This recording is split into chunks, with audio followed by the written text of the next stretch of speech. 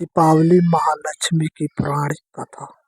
माना जाता है कि दीपावली के दिन अयोध्या के राजा राम अपने 14 वर्ष के वनवास के पश्चात लौटे थे। अयोध्या वासियों का हृदय अपने परम प्रिय राजा के आगमन से प्रफुल्लित हो उठा था। श्री राम के स्वागत में अयोध्या वासियों ने घी के दीपक जलाए। कार्तिक मास की सघन काली अमावस्या की वह रात्रि दियों की रोशनी से जगमगा उठी। एक बार है संत कुमार ने ऋषि मुनियों से कहा, महानुभाव, कार्तिक की अमावस्या को प्रातःकाल स्नान करके भक्तिपूर्वक पितर तथा देव पूजन करना चाहिए। उस दिन रोगी तथा बालक के अतिरिक्त किसी अन्य व्यक्ति को भोजन नहीं करना चाहिए। सायंकाल विधि पूर्वक लक्ष्मी का मंडप बनाकर उसे फूल, पत्ते, तोरण, ध्वजा और पताका आदि से सुसज्जित करना चाहिए। अन्य देवी देवताओं सहित लक्ष्मी का षोडशोपचार पूजन करना चाहिए। पूजनोपरांत परिक्रमा करनी चाहिए। मुनीश्वरों ने पूछा, लक्ष्मी पूजन के साथ अन्य देवी देवताओं के पूजन का क्या कारण है? संत कुमार जी बोले, लक्ष्मी जी समस्त देवी देवताओं के साथ राजा बलि के यहाँ बंधक थी।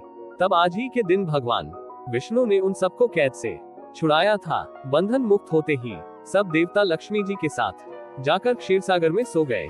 इसलिए अब हमें अपने अपने घरों में उनके शयन का ऐसा प्रबंध करना चाहिए कि वे क्षीरसागर की ओर न जाकर स्वच्छ स्थान और कोमल शैया पाकर यही विश्राम करें। जो लोग लक्ष्मी जी के स्वागत की तैयारियां उत्साह पूर्वक करते हैं, उनको छोड़कर वे कहीं भी नहीं जाती। रात्रि के समय लक्ष्मी जी का आवाहन और विधि पूर्वक पूजन करके उन्हें विविध प्रकार के मिष्ठान का नैवेद्य अर्पण करना चाहिए। दीपक जलाने चाहिए। दीपकों को सर्वानिष्ट निवृत्ति हेतु अपने मस्तक पर घुमाकर चौराहे या शमशान में रखना चाहिए। राजा का कर्तव्य है कि नगर में ढिंढोरा पिटवाकर दूसरे दिन बालकों को अनेक प्रकार के खेल खेलने की आज्ञा दे।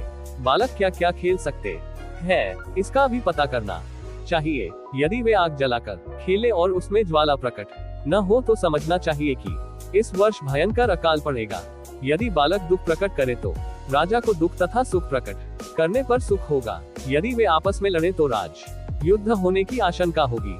बालकों के रोने से अनावृष्टि की संभावना करनी चाहिए। यदि वे घोड़ा बनकर खेले तो मानना चाहिए कि किसी दूसरे राज्य पर विजय होगी। यदि बालक लिंग पकड़कर क्रीड़ा करे तो व्यभिचार फैलेगा।